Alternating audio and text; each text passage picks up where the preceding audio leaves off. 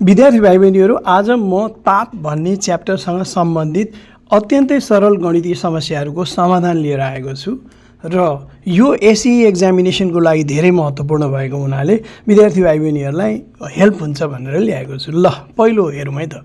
25 KG पानीको तापक्रम 40 degree सेल्सियसले वृद्धि गर्न कति ताप शक्तिको आवश्यकता पर्दछ? प्रश्नमा जे दिएको छ दिएको कुरा पहिले लेख्नुपर्छ। तापक्रमको परिवर्तन हामीलाई थाहा छैन सुरुको कति अन्तिमको कति, तर 40 डिग्री सेल्सियसले वृद्धि गर्ने भनेपछि तापक्रमको परिवर्तन जसलाई डिटी अक्षरले सङ्केत गरिन्छ इक्वल टु 40 डिग्री सेल्सियस। अनि पानीको पिण्ड दिएको छ 25 किलोग्राम। अनि यहाँनिर दिएको छैन तर विशिष्ट ताप धारण क्षमता पानीको चाहिन्छ। त्यसैले विशिष्ट ताप धारण क्षमता जसलाई एस अक्षरले सङ्केत गरिन्छ त्यो हामीले आफै लेख्छौँ 4200 joule per KG degree Celsius. यो चाहिँ याद हुनुपर्छ। अब सोधिएको कुरो ताप शक्तिको सङ्केत क्यू बराबर कति? अब हामीसँग भएको तापको समीकरण अनुसार Q equal to M into S into DT. अब सबै भ्यालुहरू लेखिदिने यसरी। तर हामीले यो भ्यालु लेख्दाखेरि एकाइ पनि एकसाथ लेख्न सक्छौँ। एकाइ नलेखेर अङ्कहरू मात्र लेख्दा पनि फरक चाहिँ पर्नेवाला छैन। तर एकाइसहित लेख्यौँ भने यो किलोग्राम काटिन्छ, डिग्री सेल्सियस काटिन्छ र जुल आउँछ। यो ताप शक्तिको चाहिँ एकाइ जुल हुन्छ भन्ने कुरा पनि बुझिने भएको हुनाले मैले देखाउन खोजेको मात्रै हो। भाइ बहिनीहरूलाई यो झर्को लाग्छ, अप्ठ्यारो लाग्छ भने यो एकाइहरू प्रोसेसमा नलेखे हुन्छ, सुरुमा र अन्त्यमा चाहिँ लेख्नै पर्छ। अब सबैलाई गुणन गर्दा हाम्रो 42 ह्याभिङ कतिवटा जिरो? 5 वटा जिरो जुल। अब यो धेरै ठुलो सङ्ख्या भएकोले गर्दा हामीले यसरी पोइन्ट नम्बरमा यसलाई अभिव्यक्त गर्नुपर्छ 10 को पावरमा। पोइन्ट यहाँ छ सबभन्दा पछाडि। यसलाई 4 र 2 को बिचमा लानुपर्दा 6 वटा डिजिट लेफ्ट ह्यान्ड साइड 6 अङ्क नागेर गएको हुनाले यसलाई 4.2 लेखेर 10 to the power 6 लेख्ने हो र जुल त छँदैछ। त्यसैले अब अन्त्यमा आन्सर प्राप्त भएपछि एउटा सेन्टेन्स लेख्नु बेटर हुन्छ। Therefore 4.2 into 10 to the power 6 जुल ताप शक्ति आवश्यकता पर्दछ। अब अर्को प्रश्नतिर लागौँ। नुहाउनलाई 38 डिग्री सेल्सियस तापक्रमको 15 केजी पानी चाहिएको छ, तर पानीको तापक्रम 20 डिग्री सेल्सियस छ। सो तापक्रमसम्म पानीलाई तताउन कति ताप शक्ति दिनुपर्छ? अब यहाँ पनि दिएको लेख्ने हो। पानीको पिण्ड एम 15 केजी, सुरुको तापक्रम T1, सुरुकोलाई T1 लेखेर अन्तिमकोलाई T2 लेख्दा हुन्छ 20 डिग्री सेल्सियस। अनि अन्तिम तापक्रम T2 बराबर 38 डिग्री सेल्सियस, किनभने हामीलाई 38 डिग्री सेल्सियस पुर्याउनु छ। विशिष्ट ताप धारण क्षमता पानीको कति? S equal to 4200 joule per KG degree Celsius. अब निकाल्नुपर्ने ताप शक्ति क्यू इक्वल टु कति? अब यो सजिलो छ, सूत्र अनुसार Q equal to M into S into DT. अब सबै भ्यालु लेखिदिने। यहाँ चाहिँ मैले अङ्क मात्रै लेखेँ। एमको ठाउँमा 15, एसको ठाउँमा 4200, T2 माइनस T1। अब T2 माइनस T1 को पनि भ्यालु लेखौँला। T2 38, T1 20। अब यसरी 15 र 4200 गुणन गर्दा 63000 आउँछ इन्टु 38 माइनस 20 गर्दा 18 अनि सबैलाई गुणन गर्दा के गर्ने भयो?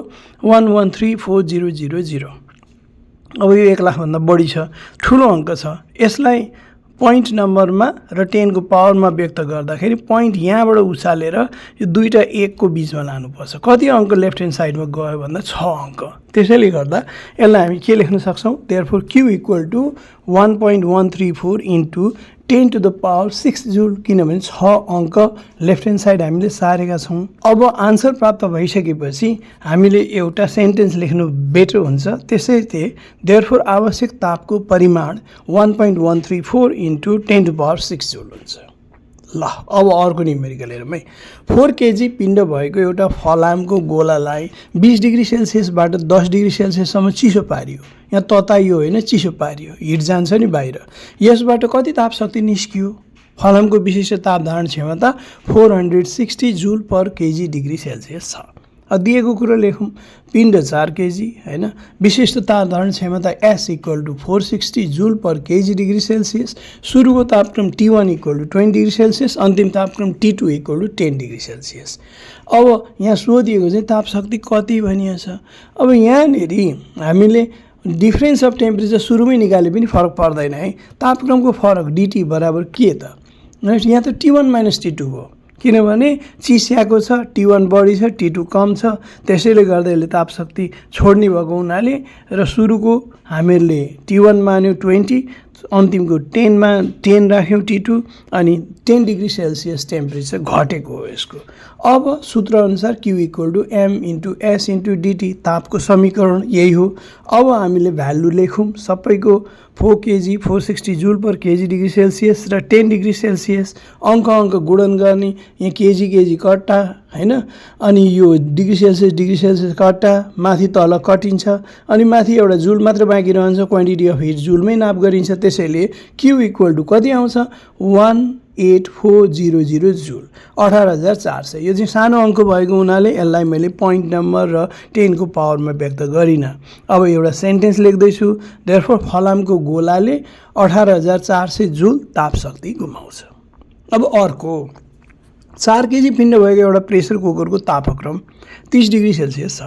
यदि प्रेसर कुकरको विशिष्ट ताप धारण क्षमता 1000 जुल पर केजी डिग्री सेल्सियस छ भने प्रेसर कुकर जुन मेटेरियलबाट बनेको छ त्यो मेटेरियलको विशिष्ट ताप धारण क्षमता चाहिँ 1000 भनेर दिएको छ भने 80 केजे भने किलो जुल ताप शक्ति दिँदा यसको अन्तिम तापक्रम कति हुन्छ। अब यहाँ दिएको कुरा लेखौँ, ताप शक्ति कति दियो, Q = 80 किलो जुल। किलो जुल भनेको 1 किलो जुलमा 1000 जुल हुन्छ, त्यसैले 80 किलो जुलमा 1000 ले गुणन गर्दा कति जुल हुन्छ 80000 जुल हुन्छ।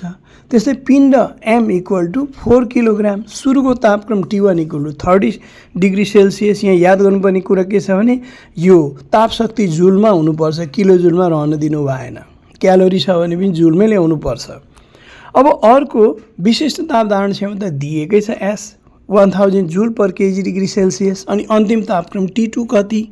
अब यसको लागि सूत्रअनुसार Q = M × S × dt अनि सबैको भ्यालु राख्दा यस्तो भयो, T2 निकाल्नु पर्ने छ। अब यो अर्को स्टेपमा हामीले 80,000 र 4 × 1000 गर्दा 4000 भयो। 4000 लाई लेफ्ट ह्यान्ड साइडमा लाँदाखेरि के हुन्छ, यसले 80,000 लाई डिभाइड गर्छ, T2 - 30। 80,000 लाई 4000 ले डिभाइड गर्दा 20 हुन्छ, T2 - 30 -30 लाई लेफ्ट ह्यान्ड साइडमा लाँदा प्लस हुन्छ अनि 20 र 30 जोड्दाखेरि 50 हुन्छ। भनेपछि T2 फाइनल टेम्परेचर कति 50 डिग्री सेल्सियस। यहाँ कुरा के छ भने यो प्रेसर कुकरले खानेकुरा चाहिँ पकाएन नि यतिखेर, किनभने फाइनल टेम्परेचर त जम्मा 50 डिग्री सेल्सियस छ। यो न्युमेरिकल प्रब्लमको सोलुसनले त्यही नै ल्यायो, खाना पकाइएको होइन, तापशक्ति दिँदा कति फाइनल टेम्परेचर हुन्छ भनेको हुनाले हाम्रो चाहिँ न्युमेरिकल प्रब्लमको सोलुसन आयो। खाना पाक्यो पाकेन सँग हामीलाई मतलब भएन। अनि लास्टमा एउटा सेन्टेन्स लेखेको राम्रो, देयरफोर प्रेसर कुकरको अन्तिम तापक्रम 50 डिग्री सेल्सियस हुन्छ। आज मैले साह्रै सरल प्रश्नहरू न्युमेरिकल प्रब्लमहरूको सोलुसन गरेँ र एसई परीक्षामा प्रायःजसो सरल प्रश्नहरू नै आउँछन् र अर्को क्लासमा चाहिँ हामी अलिक जटिल प्रश्नको उत्तर खोजौँला न्युमेरिकल प्रब्लमको। ल आजलाई यति, अर्को क्लासमा फेरि भेटौँला।